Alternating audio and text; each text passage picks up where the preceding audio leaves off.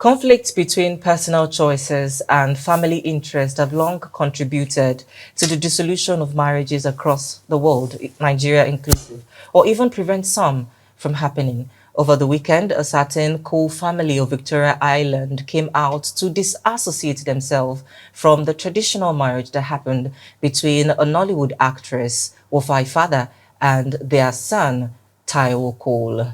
Today on the stream, we'll look at the importance of family, marriage, and religion as it affects marriages in the country. I am Adewale Alashapon. You're watching the stream. On today's episode, to discuss more on this, I am joined by Dora Daniels, a humanitarian and an event planner. Welcome to the show, Dora. Thank you, Adewale. It's good to have you here. Thank you. We fought tooth and nails to get you on the show. I needed to say that. Well, thank you. May I start with the letter that was released? Of course, that's not the focal point for today, but given the context to the conversation about what happened between the family of the Coles, the popular Cole family in Lagos State, and the Wofai Father, Nollywood actress. Thereafter the marriage, the traditional marriage that witnessed in Cross River State, the family came out to give a letter that we are not part of this. We don't have any hand in this, whether or not our blessings were given. Our focus is that we do not give our blessing and the marriage is null and void. What do you have to say about it? This is deep. But then, if you ask me, I would say, why not family allow people make their choices? I'm sure it's possible that they might have been having back and forth with the marriage situation, but then the two people decide that they want to go ahead with their marriage and they decide. So for me, I think the family should have just stayed away from it. Even if the family disagreed with you, I'm sorry to interrupt you, do you think it is necessary that that was made public? It wasn't necessary, if you ask me. I think they were wrong doing that. The two people have decided to be together, so they should just accept them and let them live their life. Yes, even if they don't want to accept the bride or the lady into the family, fine, they should just give them their distance and allow them do their thing. Not coming publicly to disgrace the lady now. This is, for me, I feel that is disgrace to the lady. But some people will also argue that this is a very important family with long history and their heritage. So if you're going to be marrying into their family and bear that name as a Cole in their family, actually in the letter they said she shouldn't bear Cole. So if you're going to be bearing our name, this is our family, then we should tell people that we don't have anything to do with you. Should you go and steal tomorrow or something should happen to you, or perhaps you're involved in something, that would serve as a warning to people that we have nothing to do with this person, whether or not our son is married to them. Well, like I said, they are adults and they've made their choices. I'm sure they are ready to live with the consequences. That's why they went ahead to do the marriage thing without the family consent.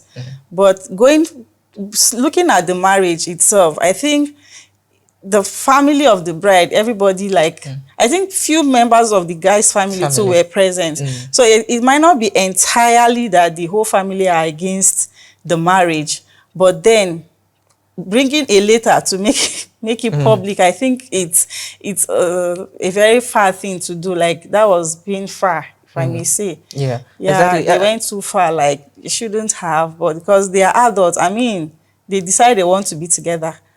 Regarding whatever situation or whatever it is, they've made their choices, so they should accept it. They should accept and respect and accept and respect the choices of both parties. Yeah. Now that we've established the context of our conversation today, let's go into the broader view of it, of marriage itself. May I start by asking you to tell us what exactly is marriage? And in explaining that, is marriage just between two people, just the man and the woman that want to come together to marry? And what roles does family have to play? If you could just take it one after the other, please. Marriage, the word marriage, it's deep. You know, it's a union ordained by God himself. So I can say it goes beyond two people just coming together and making up their mind. But even at that, I think from my own perspective, I feel it's a decision. Once somebody sees somebody and I want to be with that person, I'm convinced that I want to be with the person. So it's not left for my family to see it from my own angle that, yes, okay, I've made my choice. Okay, yes, even though there's a saying that you only marry your spouse in the day, in the night, in the morning, you're married to the family. But even at that, they should learn, people should learn to respect people's choices. I'm the one that is living with this person. With the conversation I'm the one that wants to stay with this choice person. itself, it's not only your choice to make. It's When we come to, firstly, it's your choice, yes. but larger context, it's the family that you're married into. That's what I'm saying. It's the context, not the society. They must have a say in what you want to do. Of course, they have to see the person and welcome the person. What I'm saying, they should respect people's choices. These people are no longer kids. I understand how parents will want to take decision for you, right from when you're a child, the school you go to, the career you should, do you understand? And then they are still going to take it to even when you want to make a life decision of who you want to spend the rest of your life with. I think at that point, parents should learn where they should draw the line when it comes to taking personal decisions. Because for me, I feel getting married is a personal decision. It's not something that somebody should decide for me. It's not something that has to be. But of course, if you talk about the decision, the personal decision, there are some people that arrange marriages. Yeah, they do. But perhaps the family even if would you come arrange, and then bring a wife for you, and then you decide, but you I want have to like the person. Like the person and make a decision. But the influence of the family itself is what I want us to have a conversation, because it's very paramount. Because for us as Africans, as Nigerians, and whatever culture or tradition you own, there are some beliefs and some customs that must be adhered to as somebody married into a family or somebody married into your family. There are some cultures, there are some traditions, there are some rites that must be done. So if you do not agree with those things, so how then do you continue to live a life with that person? Okay, like I will say, life is revolving itself. Like we've moved from centuries to another centuries. Things are revolving. Things are revolving, but our tradition remains the same. Yes, tradition still remains. But that's notwithstanding. We've seen marriages that are being influenced by parents, by family, by religion, and we've seen situations whereby at the long run, it doesn't even end well. Most times, most cases, yes, some people might make they got it right with the family decision, and yes, they end up and they are happy. But how many? If you want to check, it's only a few. When you see a man cheating on his wife, you start saying, she's not the person I wanted to marry, but my family influenced that I must marry her because of this, because of that. But the one he truly loves is out there cheating. He's cheating with the one he truly loves out there. So at the end of the day, what have we achieved? What have we achieved? Do you understand? So allow people to make their choices. Let them, just learn to, even if you feel she's not from your place, if you must give a guideline, if you must marry, look out from this angle, look out from this aspect. That's the place we want you. But there are some but things please, you might get to find love. If I can still come back to the issue of the tradition. But if at the end of the day, I don't get to find love in this circle, dear parent, permit me, please, to go where my heart belongs, and you get married to the person. But if I can throw this question to you as somebody who is experienced in the humanitarian aspect, and also as some grown woman, if you are faced with this decision, having to choose between your spouse or your parents' decision of not marrying with the person, marrying to the person, what would you do in such instance? And would you live with the consequences that would occur? Because I think we must understand that whatever actions we take, there are consequences that come, whether positive or negative. Would you be able to live with those consequences? And would you take the action in the first instance? Okay, like personally, should I say I grew up in a family whereby you have the right to make your decisions. Should I say I'm fortunate to come from that family where my father will tell you it's your choice. I won't decide for you at the end of the day. So whatever you go and you face there, you take it. Because you are the one that brought this person to me. That, okay, this is the person you want to stay with. Do you understand? So whatever thing that comes from it, you handle it. Not that when there's a problem, you'll be abandoned at the end of the day. But there are some families that go as far as disowning their children. No, it's not that in most cases. But even at that, when we know our father made it understood to us that, yes, there's a particular tribe that you will not marry to. And right from childhood, we already have that in mind that even anybody is coming for your hand or relationship. And I ask which you can tell Nigerians. So you know that, no, since it's that place, is a no-no, is a no-go area. I don't know. Us. Probably he has his own experience. Did you ask questions about it? Probably, I don't want to go deep. Okay. But then we understood it from the word go. So everybody, and we're in my house, we are more of ladies than guys in my family. So we already know that if it's this particular tribe. So if you had found love in that tribe, you wouldn't go for it? You would not go for it. You wouldn't go for it? I won't go. I won't even want to start the relationship in the first place. Because so I already know. To is that's what I'm saying from the onset. Yes. When you're being guided, like, okay, this place is a no-go area, is a family thing. Do you understand? Yeah, even me, I know that I'm not supposed to go into that from the beginning. So me going towards that direction when I already know that it is stated in the family that is a no-go area, then at the end of the day, it's me. Essentially, you would find love in what is acceptable. Yes. And what is acceptable in your family. Yes, I should find my way on that path. But if eventually, of course, it's like in the case of you cannot choose love, you cannot decide who to love, you can, and then situation happens like that. You would go for then whatever consequences that comes with it, I should be able to deal with it. Do you understand? But yes. What do you say about families that go ahead as disowning their children? Because I feel at the end of the day, you give birth to this person, and whether or not the person they are marrying to, love relationship can always, what's it called? Scatter at any time. But the family bond, the bloodline has to be protected. So yeah, you shouldn't, at no cost, you shouldn't, like, okay, because this person went ahead to do what the family say you should, then you want to disown. I think that's being... If I can give an example of the Yoruba itself, of course, well, we understand that there are different, should I call them tribes? Not tribes, it's escaping my mind right now, but we have the people in Ibadan. We have the dialects. Yeah, different dialects. That's spoken. You have the Yoruba, the Oyo dialects. You have the Ibadan. You have the Eko and everything. There's some people that say, "Oh, don't marry from that." People from Shaki, don't marry. They're still with the same tribe of Yoruba people. Yeah. Don't marry from people from Egba. Don't marry from people from Ibadan.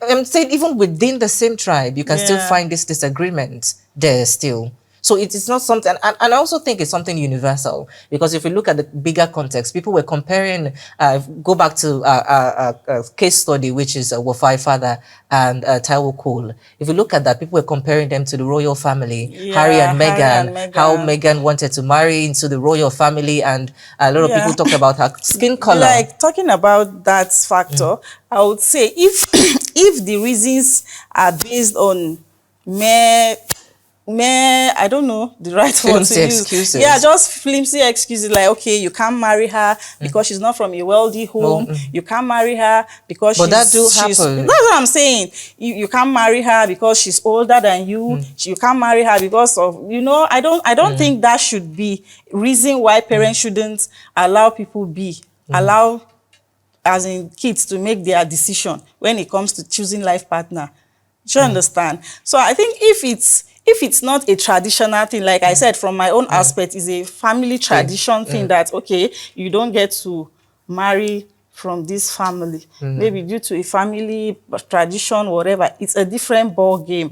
But when you're now saying, okay, I don't want you to marry this person because maybe the background, the social standard, the class and all that, I don't think parents should take such decisions for their children. How big is blessings, family blessings in marriages for you? For me, it's a big deal. It's actually a big deal. It's actually a good thing when the both family comes to give their blessings. Do you understand how so the beautiful context of blessing itself? Yes. I think even from the decision. Yes, I think even from the Bible, it's supposed to be like the father, the mother will give their daughter or hand in marriage, and they will lay their hands and bless. That is the marriage, the traditional marriage. It's actually your family blessing you that, okay, go and marry, right? That is it basically. But if you are now in a situation where you can't get to have that family, that blessing, I think the church is there to bless you. regardless. But even at some that, churches would church still wouldn't even they will have without- to ask for the consent of your family before they can even So join at the end union. of the day, it's not only your It's choice not only to make. your choice to make. So from that end, try and settle with your family. But if in this situation the family is not trying to understand your own part where you find love, and then you think the best thing to do is to go the other route by maybe having a court wedding. Yeah, I think I was going to mention that because earlier it's still on, okay. Yeah, it's still okay. Earlier Yeah. on, you mentioned that times have changed, and with Yeah.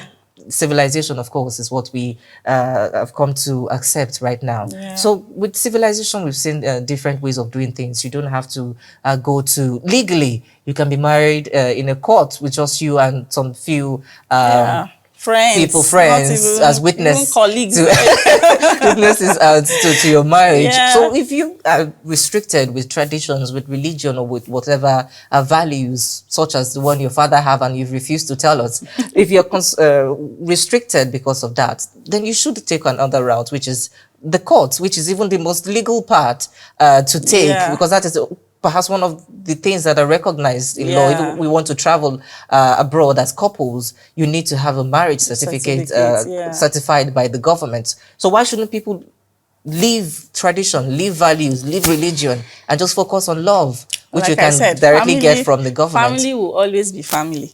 Even if you have gone ahead to do the court wedding, someday you still want to look back and say, you seem like a very family-oriented person. Yeah, I'm coming from somewhere. Yeah, you would still want to come back home and like apologize properly. They will forgive. It's family. That's why it's called family. You can't choose family at the end of the day. You can disobey your family, you can hurt them, but they will still come around eventually. Well, at that time, pursue what makes you happy. If that person is your happiness, and if your family are not seeing that happiness that you found and want to support you, if there's anything you need to do at that point in time, do it first, and then you come around later to sort out to just pursue your goal. We've mentioned different things that can inhibit people's choices, such as your financial status. We talked about the issue of family tradition. But another thing that we want us to